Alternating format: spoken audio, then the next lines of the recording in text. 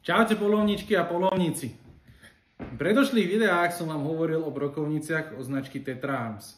Ako som spomínal, rád by som si jednu z nich zadovážil a tak sa aj stalo a preto som si ku koncu tejto polovnej sezóny spravil radosť a kúpil som si túto Tetru s označením 101.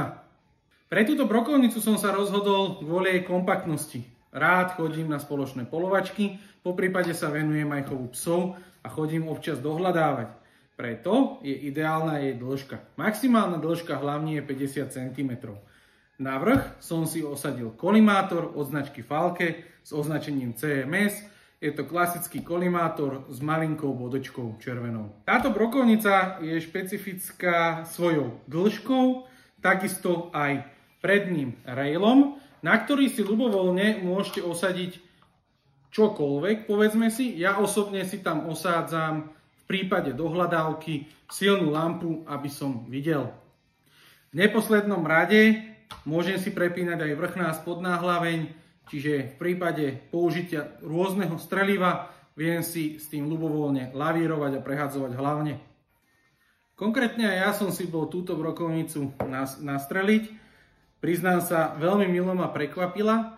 Podarilo sa mi na 50 metrov umiestniť dve strely do jednej diery.